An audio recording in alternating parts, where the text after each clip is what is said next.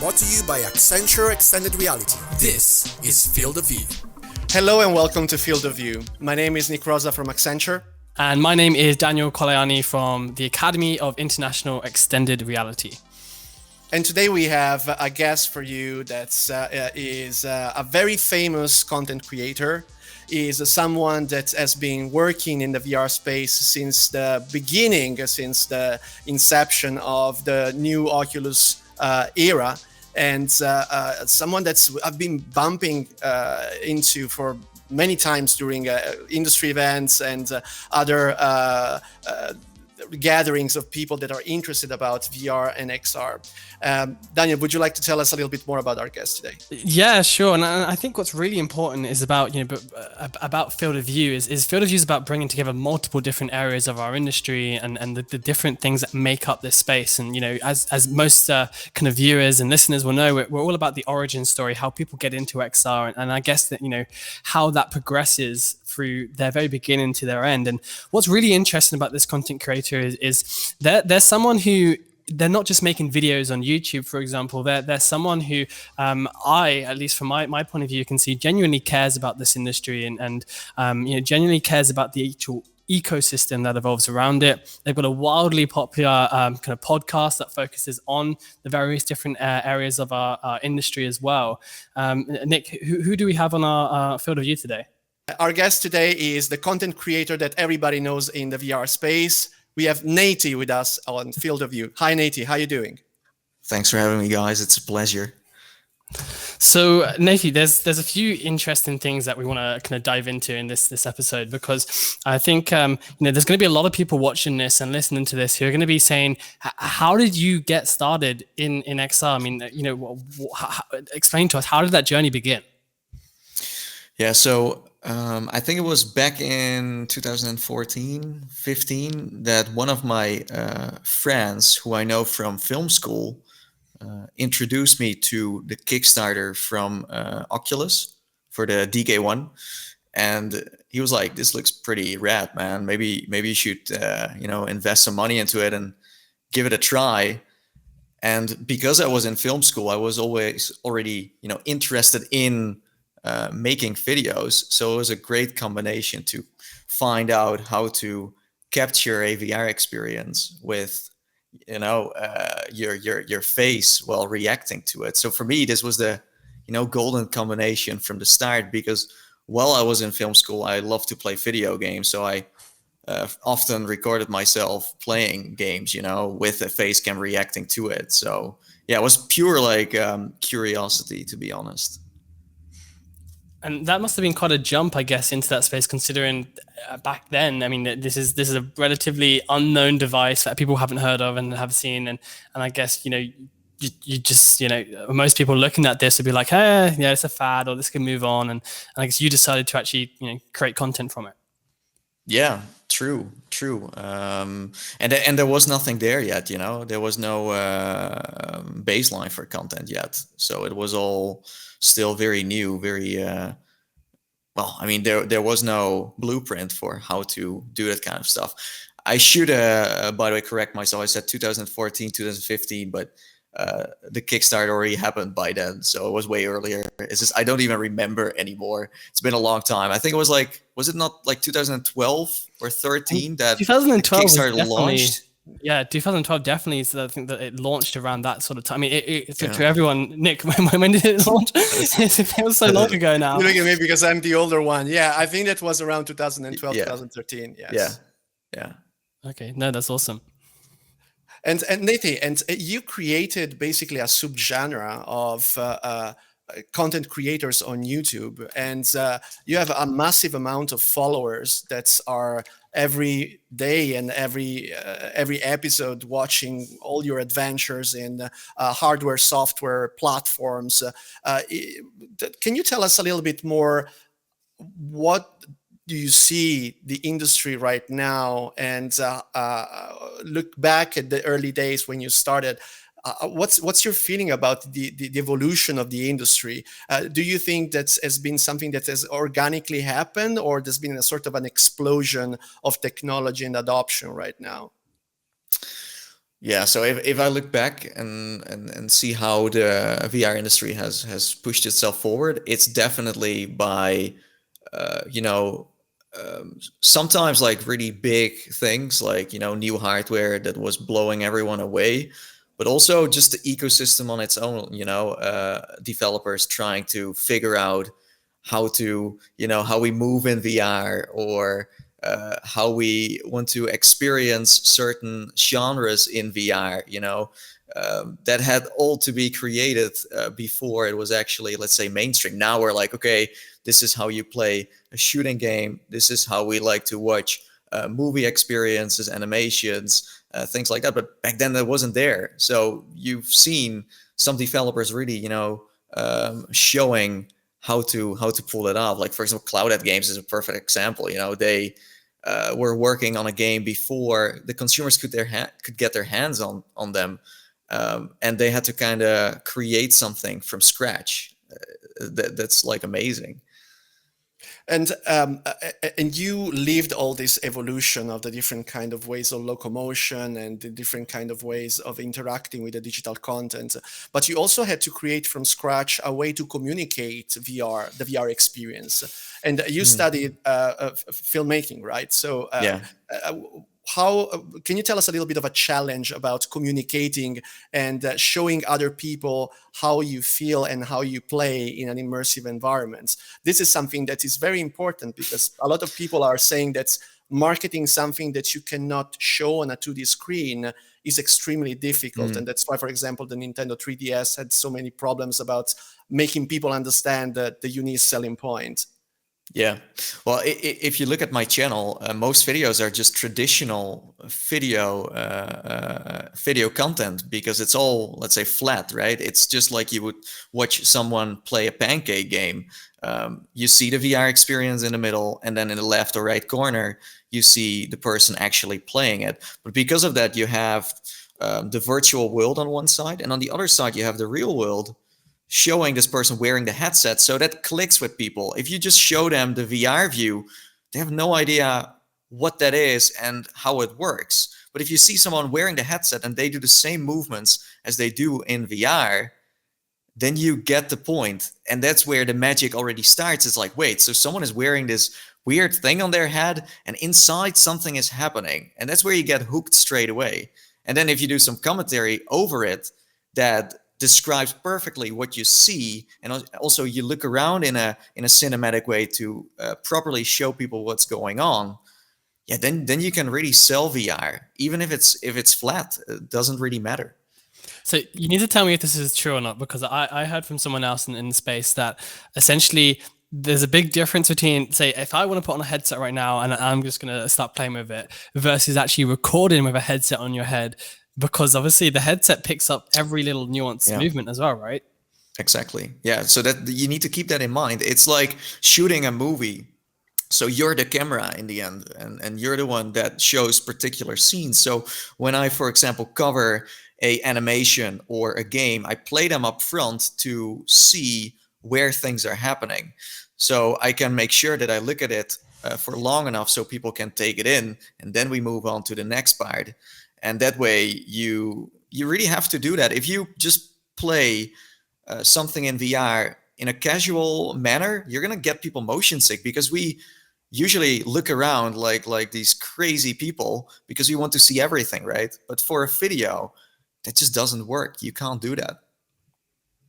And do you apply, like, for example, image stabilization to the feed that you usually capture in order to make it like a little bit more comfortable? Now, the thing is, if you use stabilization, it doesn't work with that. It does work with traditional video. So in the end, you are the stabilization. Your head is the stabilization. Wow, okay. So that's why if you watch my content, I usually stay on one spot. So I stay in view of the camera. Some people say, oh, but then you're not using the room scale capabilities. Well, I would love to, but then I'm just walking around behind the camera before you know it. And then you're not seeing what I'm doing. So yeah, it's like you have to just take your time and then show it off. It's a total different way of showing VR, but it's very important. And I've seen a lot of people buying a game or getting interested in a game because the way I was showing it, instead of just a fancy quick trailer with some rendered PC content in it. So yeah, no, it's definitely very effective to do it, but it's also very time consuming. So, also, I'm guessing you wake up in the morning with a bit of a stiff neck as well. Well, if I have to play, let's say, fitness games or something like that, then yeah, I mean, I'm not made for that. That's why you also don't see them much on my channel. I did, for example, play Space Channel 5. That's a Japanese title from Sega. And they wanted me to play it, and I had to actually practice the dance moves to get it. Yeah, because if I don't know what to do, it just looks silly. You don't want to record something, then let people watch it, and you're like, how do the controls work? I completely hate that. I want to, like, the first minute you're watching my video, I want to see gameplay straight away, and I'll just skip the tutorial. I'll just give you the juicy stuff straight away. That's where you hook people. You know, you don't want to show an hour of like, how does this setting work? You know, nah. Yeah. But you didn't content only games. You covered also in terms of content, also hardware platforms, LBE as well. I saw you going to different developers that are doing LBE stuff, some very interesting LBE stuff. It's not just about developers, but it's doing an insider look into the industry. Yeah, so I'm trying to bring the enterprise scene and consumer scene kind of together and create content that everyone can watch. Because I do even see from the enterprise market that some of my videos that are very simple in the way I explain stuff, because I try to keep it very straightforward. I don't want to make it too complicated, especially if you come out of a VR bubble, you just assume everyone knows everything, right? But you need to keep it very simple. So that's why I see my videos getting shared a lot on LinkedIn or other places, because the videos just explain perfectly what your product is all about. If that's consumer or enterprise, it doesn't really matter. The approach is the same, because there are a lot of people in the enterprise that invest into AI or VR and sometimes talk about it, but have no idea what they're actually investing into. But if you give them some videos, then they might educate themselves. But yeah, I went from games and also experiences to more videos where I travel around the world to show new hardware, also to sometimes show games as well. But things that are usually or very expensive and hard to get, or are still in development and are just, work in progress. And it's amazing to be able to work with those companies and also kind of brainstorm about, okay, how are we going to do this? Who's going to watch this? Who's going to buy this potentially? Things like that. So what's some of the best? Okay, so you're going around, you're looking at these LBE places, and you're seeing all this content, which most people don't get to see. Yeah. What's some of like you did your top 10 or top 5 or whatever? What's some of the best stuff you've ever seen? I guess and come across. I think the VR Star Park I went to in Nanchang in China was insane. Even when I was there, I didn't really think it was going to blow up in the European and American market when I uploaded the video. But this arcade was the largest one in the world. Not only was it a location-based arcade, but it also had a museum about VR where people could buy a ticket to first have fun and then get educated about VR. So they had all the headsets there and a timeline like you would see in a usual museum about, let's say, World War II or something, or the Roman Empire with all these displays, but then with VR stuff. I was like, you can't make this up. But the funny part is that I was going to a park that was even larger, but they closed that month. So they took me to a different one. And the way I got there is also very interesting, is that Pimax was at CES, and they invited me to come over to Las Vegas. And I said, like, why go to CES? It's like the most predictable thing ever. You know what's going to happen. You could even stay home and kind of look at what's going on. You didn't try it, of course, but overall, you know what's going on. So it's like, why don't you just invite me over to China? And then you give me a tour of your office. You show me your factory where you make the headsets, and you just show me what's going on in your country. And they accepted that. And that's how I got in the end to the VR Star Park, because they are partly owning that park. Like Oh wow. Pimax owns this freaking arcade. Yeah, it's insane. It's insane. And right now, obviously, due to the pandemic, everything has been blocked in terms of travel and amusement parks. Yeah.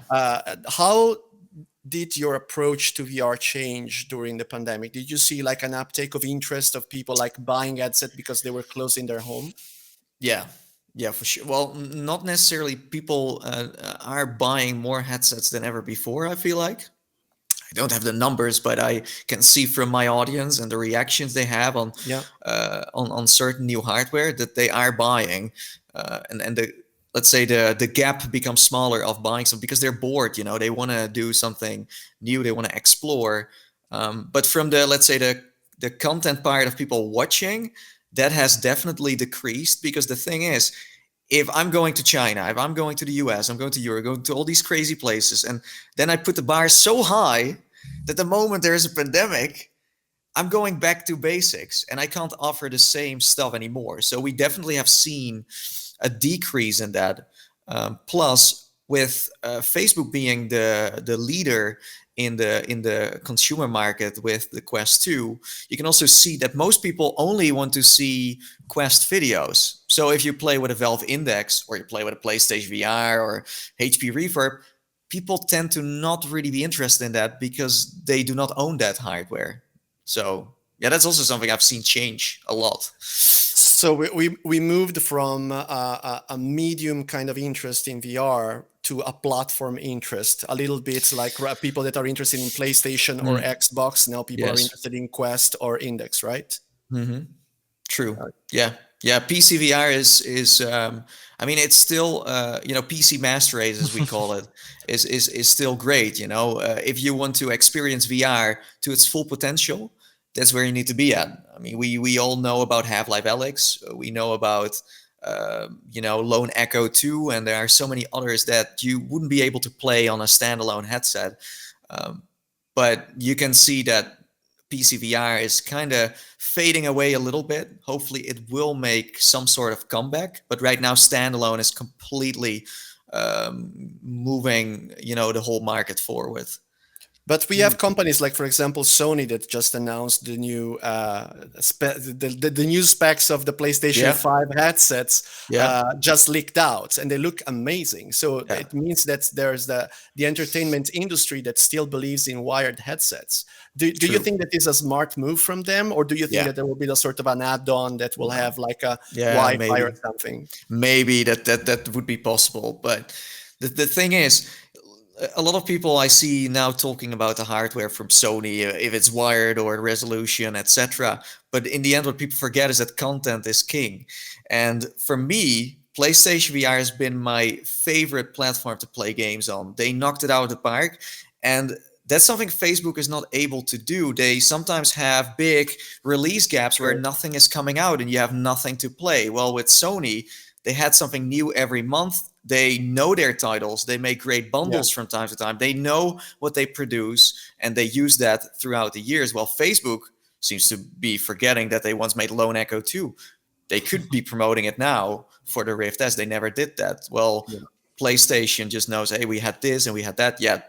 Like, I am super, super excited for PlayStation VR, not only because of the content, but also them kind of changing the market a little bit, because we're stuck right now with the Quest 2 being the main deal. Well, PlayStation, they're gamers and they know how to make games.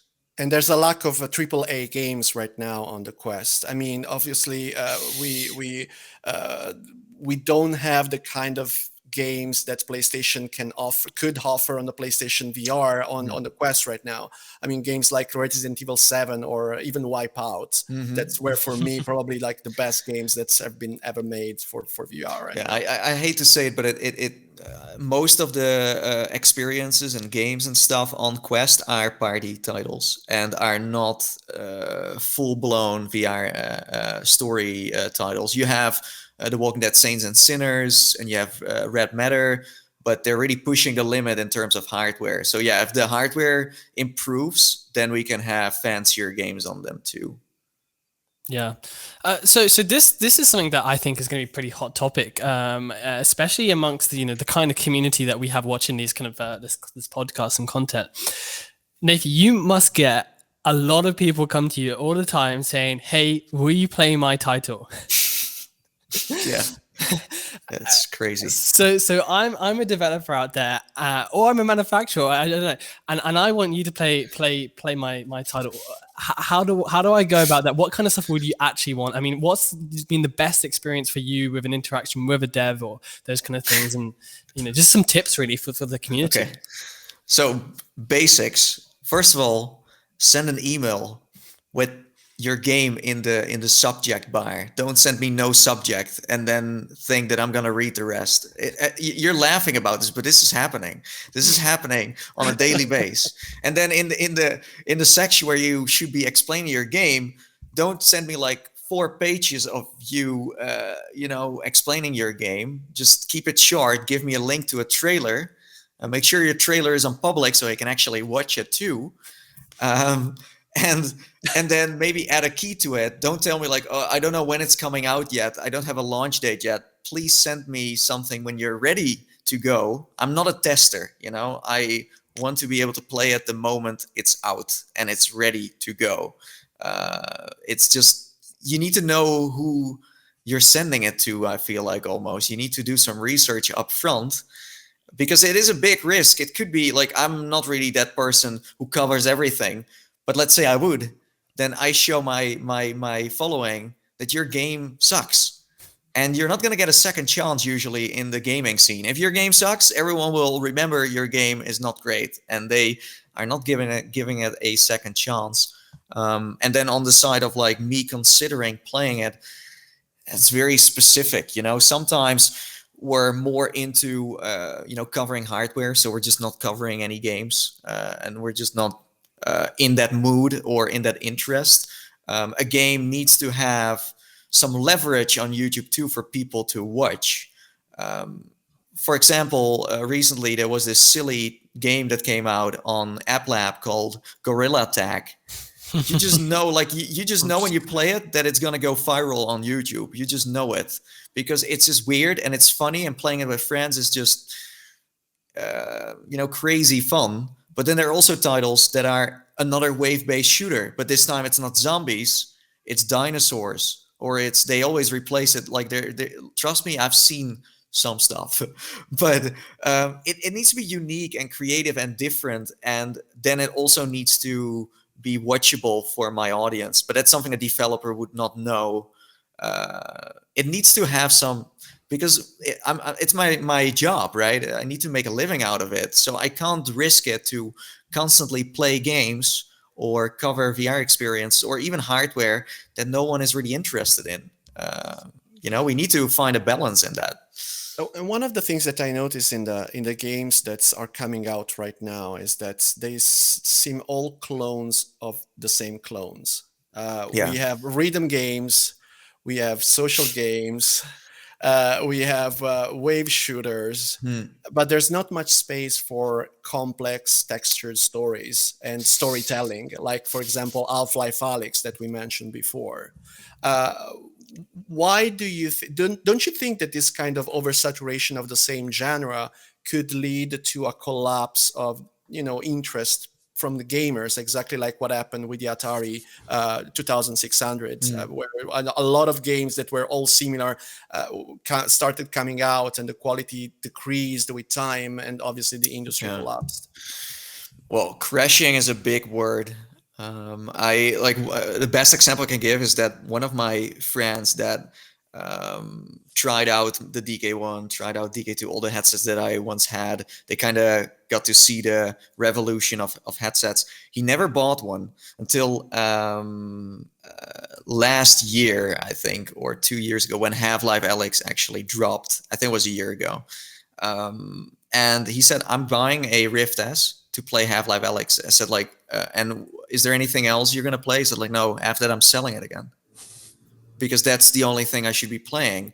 The rest I can miss out and no one cares. And that's kind of what it comes down to. You play the big stuff and then you've seen it all. And the problem is that the genres that you mentioned, like shooters, for example, that's where the money is usually. People who, for the first time, play VR, well, most gamers, they want to shoot something first. Of course, there are people who are also into puzzling and stuff like that, but there's a majority of people who are like, okay, so that's why you see them popping up a lot. But it's definitely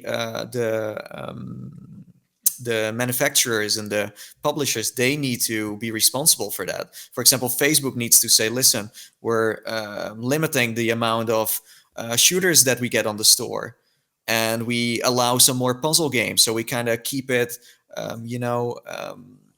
kind of balanced. And you can see the system failing, because Demio came out last week and the sales are going through the roof. And the reason why is because it's the only tabletop game that you can play on your Quest and you can play on Steam that is just has that AAA feeling to it, that is a decent game, that isn't early access, that isn't work in progress. So you can see that people are super hungry for other genres. It's just that they need to allow it to happen on the store, you know? You tried Star Wars Squadron, right, in VR? Yeah, of course, Okay. yeah. And I mean, I wanted to have your feeling about Star Wars Squadron, because it seems to me that there's a real hunger from people of experiences that they've been expecting to live in real life for all of their life. I mean, everybody wants to be a pilot of an X-wing in Star Wars, Yeah. right? Yeah, of course. And Star Wars Squadron, it's straight to the point, does just one thing, and it does it really, really well. I mean, do you think that there are other kind of experiences that can be explored in this way? Well, the funky part about Star Wars Squadrons is that the VR support was an extra. It's not even Yeah. the main thing. And they saw an increase of more people playing it in VR than they were playing it flat, because it just works way better. Well, if you look at the timeline of Star Wars games coming out, usually every Star Wars game gets fairly good reviews because it's Star Wars and you can't hate on it. So with this one, like Star Wars Squadrons was the first one that was like legit from top to bottom, the best VR experience out there, next to Vader Immortal. But it was just, it worked. And there are certain titles that already exist right now that could get a VR mode and that would just click straight away. That's why you, for example, see Resident Evil 4. You already see the hype building up right now with them completely turning the third person mode into a first person one, and it's just great. I just know it's gonna be fun. So yeah, there is a lot already there that you could turn into VR games. And for a developer and for a publisher, you have to throw less money into it. I mean, look at Skyrim VR. People are still playing that. Fallout VR, Doom VR. It's already there, so why not use it? Because as you said, we're not ready to have a AAA game every month yet that is built from the ground up for VR. But Facebook is betting high on the fact that the future of VR is social, is not single user. But this was going to be my question, because like we're talking about a lot about games here. Yeah, and I things know. Like that. Happens all the time. I mean, it's it's fun, but yeah. But I guess like for, and where I hope, and Nick, I think you're going with this, is like for the future of XR to be successful, is we've got this whole ecosystem around it, right?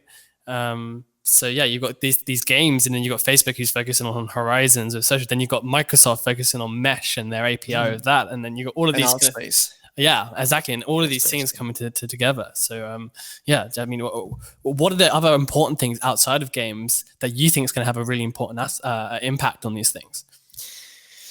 So I think what's missing at the moment, because we mentioned Altspace, we mentioned Facebook Horizon. Right now, if you own a headset, and that's from the enterprise side and the consumer side, both sides. If you jump into VR, there is no main hub that is really, let's say, Ready Player One, where it's like, okay, I'm in there, and hey, are you also here on my couch, chilling in my apartment, or let's go over there through this portal to do that. That's just not there. There is no seamless way of traveling through the metaverse yet. And I think the moment you have an ecosystem in where you can meet up with other people it becomes more of that thing we're doing right now on our phones, on Instagram or Facebook or LinkedIn, where we constantly connect with people. Right now in VR, you only connect with people the moment you download an app that is social, and then you go in there, but then not everyone is in there. So the friction is still too big. So if you kind of tone it down and you make it instant, that's where things are going to blow up. So are you saying here that for a successful industry, or I guess something that's going to supercharge it really, is we need to be able to bring all of these different platforms together, just like how you have PlayStation and Xbox have cross-platform capabilities, but actually not just like in the game itself, but actually I put on my headset, I can see everyone in everyone else's headset and interact without having to jump onto Oculus's private system. That's a bit like we have seen with Second Life, and also what we have seen with VR chat with the virtual market, where there are people who are selling virtual items in a let's say place, and you can just go there and spend money and then take those items to your own, let's say, virtual apartment, and just place it there. That's just one example of, you could have a marketplace, you could have Amazon there, you could have eBay there, you could have all these big stores there. There is another app that I forgot the name of that actually offers you to buy a Tesla in VR. You can just check out the car, you walk around it, you push a button, and you can order it from there. So if you kind of have things, you introduce things that you would usually have to do in real life, but you can then do in VR, and it's also quicker, then people are willing to stay more in VR and are also willing to try more things out. Because right now, let's be honest, it's still better to have a Zoom call than to, for example, do that in VR around a table. It's just not there yet. It's nice, but it's not there yet. It's still kind of wonky. So it needs to be quicker, faster, more, intuitive, casual. I guess. Yeah. As well. Yeah. Like easy Yeah. sliding in and out. I have a sort of a I want to be a little bit provocative. Right Actually, now. wait. This is Nick. I need to set up a soundbite here called Nick's Provocative Corner. Uh-oh. Exactly. Uh-oh. Here we go. Exactly. Okay. So you know that right now, obviously, VR can give you access to the digital world, and mixed reality headsets that many companies right now are preparing. We only know the public announcement by Facebook, but there will be other companies that will come out in the future, will give us a portal to bring the digital world into the real world. How do you think our perception of reality will change once we're gonna have these headsets all on our heads and we're gonna use them during our everyday life? I was reading a very interesting article on Vogue the other day about the fact that digital fashion is gonna be a thing of the future. Because right now people are buying aesthetics for Fortnite, but in the future you can buy aesthetics and digital clothes for your augmented reality glasses. What's your vision about the future of the world in AR? Well, first of all, I think it's very futuristic and cool, but of course everything has its downsides as well. Well, first of all, the thing is, at some point, everyone is gonna. Well, first we're gonna wear AR glasses, as you said. Maybe we get to a point where it's all built into your brain, and the thing is, there will be a point where you want to be part of society, and if you don't have it, then you just don't belong, right? And that's where things start to kind of, get interesting, as I would say, because then it starts to feel like you're naked without it. Right now, if I would take away your phone, you're gonna go crazy. I mean, maybe you can, stick with it for like an hour, but then after a while, you're like, where's my phone? So it becomes like an extension of your brain, because we humans are, smart to a certain degree, but our phone is usually still, you're like, notification this or that. It's things you don't remember yourself. So we are going to heavily rely on that stuff, and we want to wear it all the time. And your whole world is going to be filled with advertisement, with being able to block people, or being able to filter certain things out that you just don't want to see. You're going to see the world in a more awesome way, but also in actually a more dystopian way. So your whole reality becomes a new reality, and it's becoming the standard then. So Nathie, does this mean that fast forward 300 years in the future, when you have the clearly loyal XR people, and you have the outsiders who are like, no, we're not using it. They're going to point to you and be like, that guy here, he's responsible for That's for. his provocative question created all of this mess. Yes, that's it. But I mean, this links up to the news that came out the other day about the social filtering that Sony patented to create the shadow banning of inappropriate behavior of people in VR, basically filtering without them even knowing action and word that are not appropriate in a social VR environment.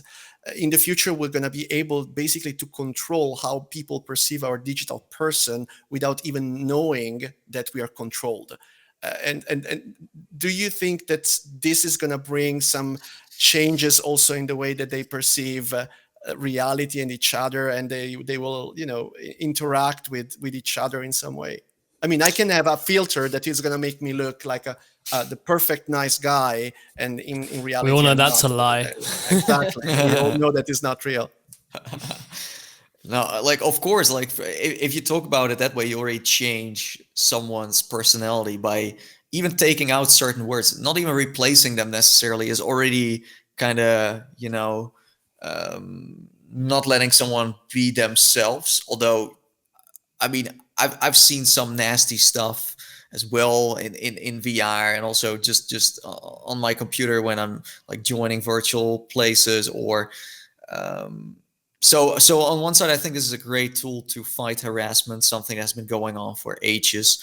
It's like the new bullying that we used to have at school, where it's now, and also the fact that, people start to live more and more on the internet, have virtual items, things like that. You get this social kind of ladder. So yeah, harassment is definitely a thing that needs to be kind of be fought against, but I don't know, man. Like the thing is, if you let's say you play a game, or you have a social VR world or something, and you can filter out with a slider how much words or something, and then you don't hear them anymore. I don't know. As I said, I don't want people to get harassed, but on the other side, taking it completely away makes you create a world that doesn't exist, and it's, you know what I mean. You need to kind of keep certain things in that are there to keep it normal. It's just a bit too much if they would completely ban every word. I mean, certain words should be banned, yes, but there are also words where it's like, if you play with friends, in a private, there are certain things you say, and it's like it would be stupid if they, So I don't know. We'll see where it's going. So it's kind of 50-50, this stuff. Yeah. So this leads nicely onto another thing, and I know obviously you interact with a lot of different people in the space, but what are your views on, I guess, a really hot topic that comes up a lot in our industry is privacy concerns with these kind of things? Because obviously, when we're talking about the fact that we can do things like Nick is saying, and being able to kind of remove certain things and stuff. But then there's also all these other things. I mean, you have a video on your channel where you're testing out like face tracking and things like that, and biometrics, and obviously a lot of these headsets have eye tracking and stuff. We all know the controversy around certain organizations in our space that have repurposed entire brands to be focused just on their platforms. So I mean, just what are your views on, I guess, the privacy side of XR?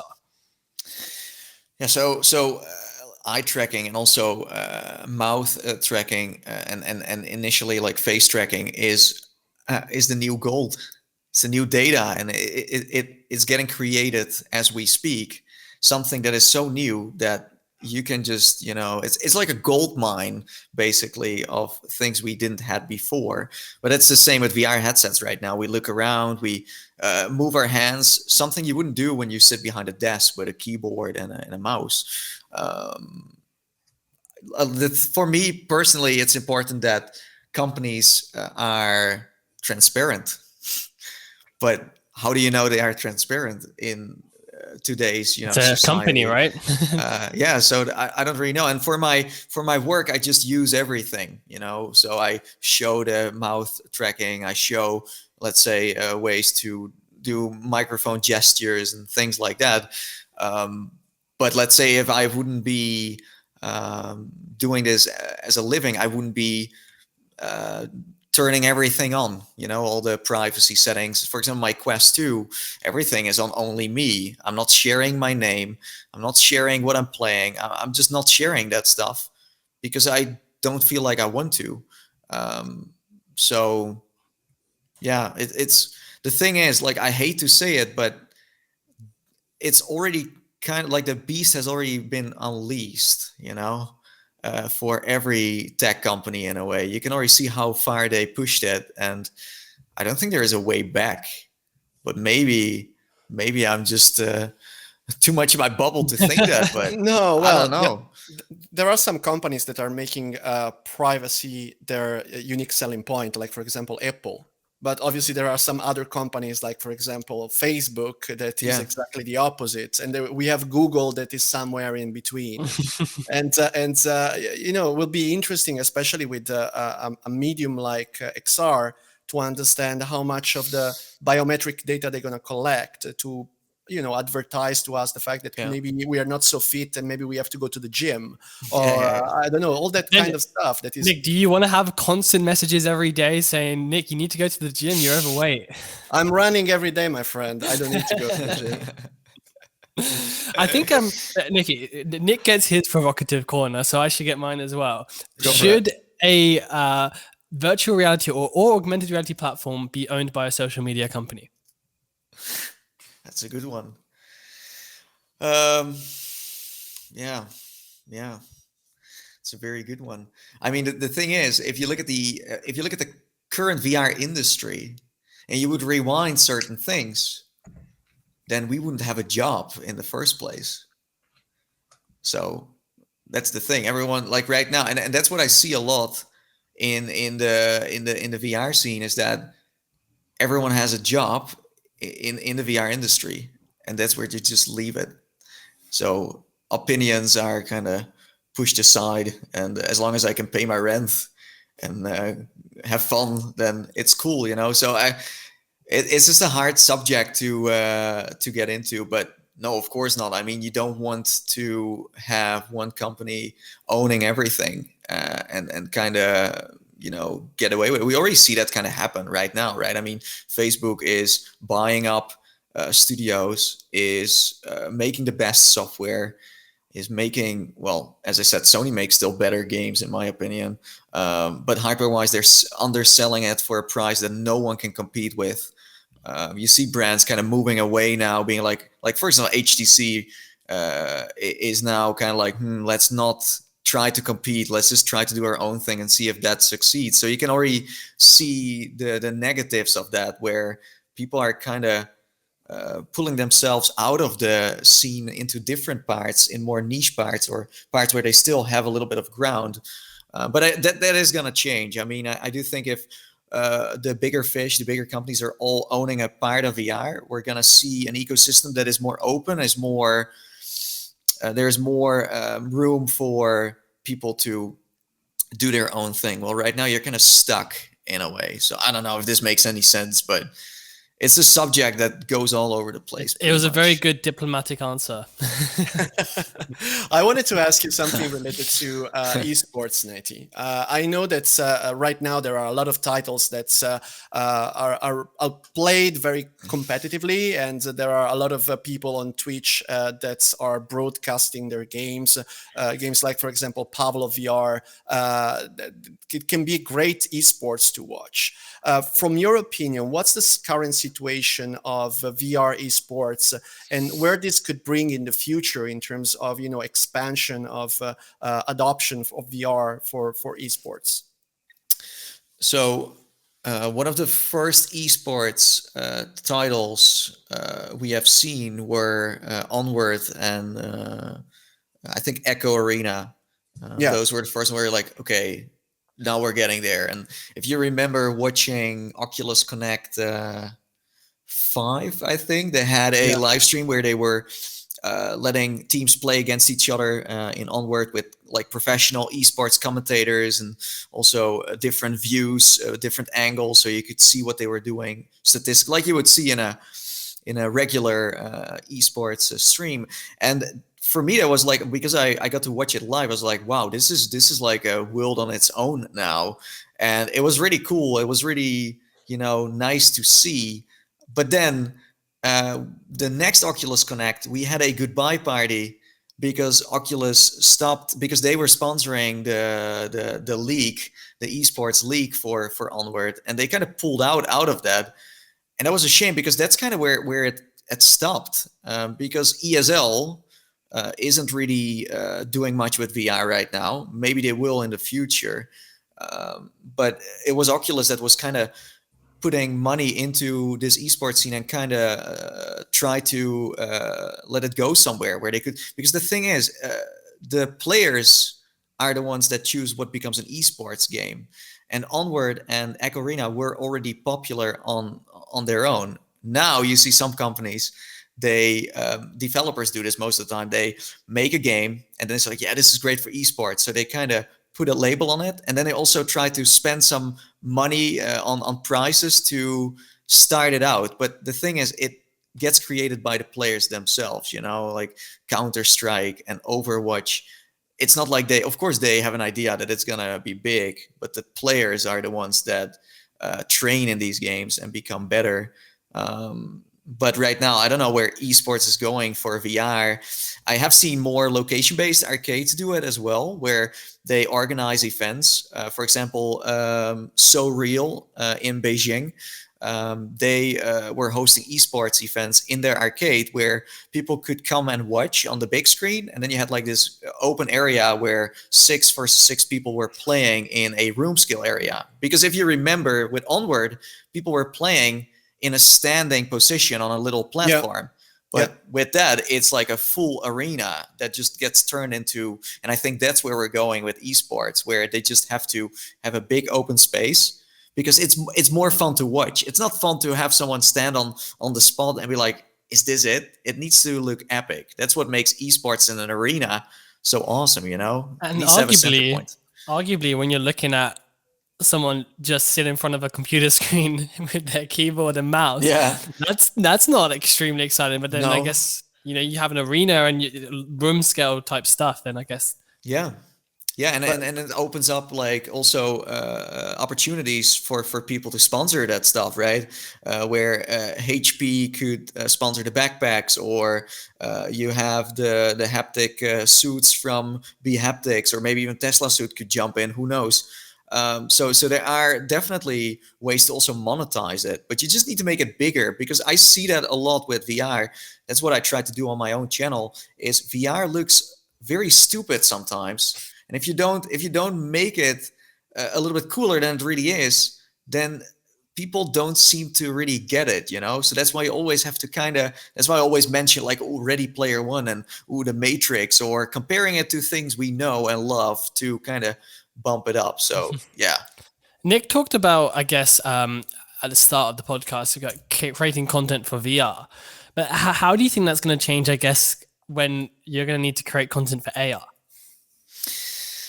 Yeah. So I do own a HoloLens. When it came out, I bought one. And I was very interested in that. Because I was already in this VR kind of roller coaster. I thought like AR is gonna, like the moment I upload videos of AR, it's gonna take off. But it was way too early, because the moment I recorded, when you, for example, saw my real view with my hands were through the holograms. They didn't even kind of had any like occlusion in any way. It just didn't look great. And the field of view was also super small. The frame rate was like 25 or something, because it was like streamed over to your PC. Yeah, I just didn't see it work. But now we have tools where you could put a camera somewhere and project those AR things into your room with just a static camera. But even with the HoloLens 2 right now, it's still not where it should be. I think the first-person view of someone wearing the headset, that's what relates the most to people when they watch it, because they know it's like a GoPro view. And if you can then have holograms in them and properly show them, I think it's really going to take off. But yeah, right now, like the thing is, Microsoft didn't make tools to really create content. That's not where we're at right now. It's more about creating a baseline in terms of apps and stuff like that. So yeah, it's nice you can record, but it's not ready yet. The game changer for AR, I guess. Like if we can get to a stage where content creation looks epic, and I guess like a follow up to that afterwards would just be like, I guess, you know, we're discussing all these great ways to capture content and things like that, but I'm sure there's going to be a lot of people watching this as well who are thinking about getting into, you know, creating content for XR related stuff. And I'd also like to hear your opinion on if you feel there's still space, I guess, for you know, people to join that and to create additional content. So on you mean on the video side? Sure. So on YouTube, you can, like when I started, I was one of the only people doing it. I remember Bruce doing it, Somatic Bruce. Also Referent Cal from Upload also had a YouTube channel as well. But besides that, there weren't that many people doing it. So there was no standard. You couldn't look at other people to kind of get inspiration. Now you can see every time a new headset launches, a new hardware launches, you get a lineup of new YouTubers, and you can also see them having a different view. I've talked to people who got their first experience on PlayStation VR. I talked to people who got their first experience on Oculus Quest 2. So the standards are different. Where I would play something and I would like, it's not so great. Someone else, because they just started playing VR, they think it's epic. So you see in the content sphere, you see it change already, where some people are super excited about everything, where I'm very, like, sometimes I'm very skeptical about stuff, and other moments I'm like, wow, this is epic and amazing. So yeah, there is definitely space because VR isn't mainstream yet, and every year it's easy to make YouTube videos, right? It's something you can do in 30 minutes and then don't have to do anything else. Well, yeah, well, I mean, that's funny that you mentioned that, because when people ask me, hey, what do you do for a living? I'm like, okay, I make content on YouTube, this and that. They're like, oh, that sounds amazing. I just have to turn on the camera and then just talk and done, you know, and that's it. But that's not how it works. You know, it's about research. And what piece of advice, like 3 main piece of advice that you would give to someone that wants to start a channel on YouTube about VR or AR? Well, first of all, start because you want to do it, because you're interested in VR. There are also people who do VR because it makes a lot of money. And it's not necessarily because they're passionate about it or they want VR to become mainstream. The moment VR decreases, you sometimes see those channels pull out again, and they're like, okay, let's go to the next big thing.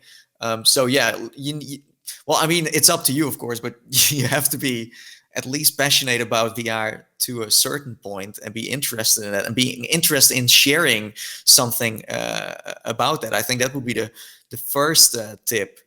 And then the second tip, just do it because you think it's fun. Do it because it's a creative outlet.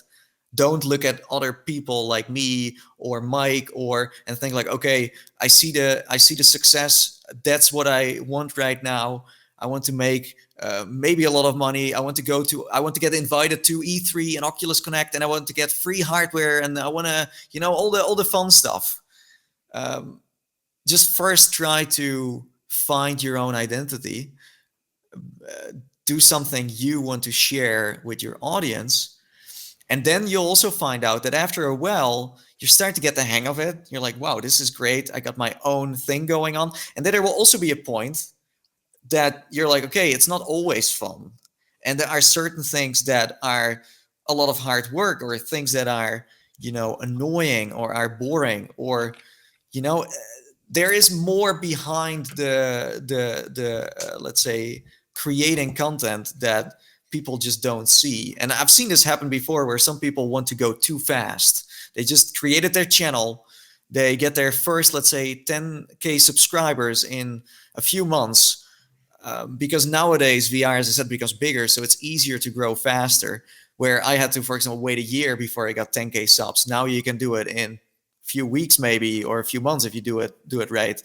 But yeah, you need to just watch out that you don't get too ahead of yourself, I would say. And then tip number 3 is Stay humble. yeah, well, definitely, Okay. because if you're not humble, you're screw up everything. You screw up everything. We'll get some YouTube drama going on. Well, I mean, that could definitely create drama. I mean, if you have someone who is on one side very passionate about VR, and then on the other side you have someone who is just doing it for the money, then that can clash for sure. Luckily, that doesn't happen in the VR scene because it's still so small, and I'm trying to always focus on my own thing because it's wasting your time and energy usually. But tip number 3 would be, and this is something I learned for the last couple of years, is network a lot, like networking all the time. Because then if you make friends, if you know certain companies, then they will say, hey, we had a great time when were at this restaurant, or you came over to our office, so we'll give you this to try out, or hey, maybe you should come over and do this. Because then you get access to really cool stuff that maybe someone else wouldn't get access to. And I just noticed that if you're friends with people, they're mostly willing to share something than someone who is a nobody. And you can have loads of subscribers or loads of views, but if they don't know you personally, then they don't necessarily have to care, But if they know you, like I had people in the industry that thought about me in a certain way, but when I met them, they're like, oh, but now we get how you do your stuff. And so it's better to kind of be out there. Right now, that's hard, of course, with the pandemic, but being out there. That's why, for example, I did so much fun things in China, because I was brave enough to fly over the Great Chinese Wall into a place where no one of the industry was there. I remember sitting in a taxi with someone who's like one of my best friends now, and I said, like, what was the last time that Upload VR came here? He said, like, somewhere 2014. Like, what? And if you ask him, oh, what was the last time that journalists were in America? Well, yesterday. Well, there's so much going on in different parts of the world. So the networking brings you to places, also makes you friends that you never knew you would even get in the first place. So yeah, it just adds something to your career, but it's also adding something to your personal kind of motivation to, explore. And thank you for this answer. This is very interesting, especially the part of the emotional intelligence that I think that sometimes, especially with people that are working with technology and gaming, lacks during the conversations and the relationships. I wanted to ask you one last question before we close. I don't know if Daniel has more question after that, but this is the last for me. What is the next for Nathie? What is your dream? What would you like to do when you're going to be old, let's say? I mean, you're super young, you're very talented, you created literally a genre on YouTube, you're one of the best content creators around, and what would you like to do? Yeah, so I still think YouTube is really fun. It is, as I said, I'm beyond the stage now of like everything is fun. I did a lot of stuff that I'm not gonna do again because I already did it before. For example, I'm playing less games than I used to do. I'm more interested in, as you said, like going to a company, try something out, and then show that. And maybe sometimes there is still a game, but there needs to be more to it, like a simulator or. So I definitely want to challenge myself. I want to keep challenging myself. I have been thinking about also just using YouTube as a side job and then starting to work for a VR company. I've seen some of my colleagues become community managers. It's not something I personally want to do, but I do see value in joining a company on maybe the marketing side, or and I do think there are companies who are interested in hiring me in that sense. For example, if you like if you meet all these companies, you start to discover jobs that I never thought existed.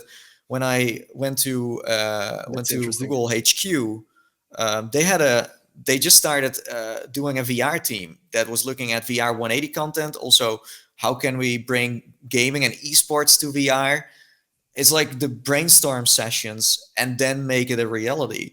So I am definitely interested in doing something like that, because then you have the best of both worlds, because I know how the YouTube thing works. I know how that part has been created, how it's going to get more popular, and then on the other side you can combine that with something else. It's just, I don't know what it's gonna be, but I don't see myself doing YouTube for another, let's say, 3-4 years. It's just that I've been doing it already for a long time, So if I can create something new for myself next, I wouldn't give up my channel. But it wouldn't be the main thing anymore. So VR companies, this is a message for you. Nathie is available for interviews. Get in touch. Yeah, no, but seriously, like I've already done some things on the side, like advising companies on, how can we make your game more sales, or being on a board to find out, okay, what's going to be the next game we create that is going to be popular straight away, and kind of look into those formulas, or helping companies to reach out to the right content creators and kind of letting them understand how they should be approaching those people, so they can get the most out of it. So there is a lot to still be done. So it's marketing communication, but also part of the game design and game creation. Well, I've had a few offers where people said, like, you want to create a game, because the thing is, I played so many games and I played so many experiences and stuff that I would technically know how to make something that really works. And it's definitely nice to be a part of something like that. But it needs to be, a company that is well known. I don't want to, go for a very small indie of, no offense, like 2-3 people working on it. I really want to create something big. So who knows where I will end up? But I love to explore something new for sure. I think we all know it's going to be the Nathie TikTok YouTube YouTuber house, isn't it? Yeah, you had to go there. You had to go there. No, but there are certain aspects that are still so undiscovered. As you said, like, you're making fun out of TikTok, but I mean, there are people who are already using that to promote their VR stuff on, and they also came up with that themselves, So yeah, we'll see where it goes. For now, I'm just gonna continue making content, because there is so much coming out of it that is like insanely fun. Things that I never knew would have happened in the first place. There are so many moments where I'm just at a place, I'm like, how the heck did I end up here? Like, I first just play games at my parents' place, making some videos there, then moving out of my parents' place, getting my own studio and stuff, and from there it's like everything goes so fast. I used to go to a new place every 2 months. I was like sitting in a plane almost all the time, and that's like almost something that is new to a certain degree, because I used to not really do that. I used to not, like, I like to kind of sit in my room and just play games. But the moment I got to kind of interact with people, and they're like, hey, when are you coming? Like, there were moments where I was somewhere and they were like, when are you coming back? I was like, I'm now here, and we're already talking about the next time. Like, you become this hot topic that you never knew was even possible. So yeah. Wow. No, I think like that Nick, that was a perfect kind of ending question to this podcast. I think there was so much to unpack here. And I think it was, yeah. I can see the marketing team already. They're like, Nathie to quit YouTube in 4 years. Yeah, maybe. But no, I think it's really fascinating. I think me and Nick were sitting here at the start, kind of thinking, like, where are we going to take the direction of this episode? And I think it's navigated its way through quite a few different areas, from games through to social, through to enterprise even. So I think this was a great episode, and thank you so much for kind of joining us today. Yeah, thanks for having me. Thank you, Nathie.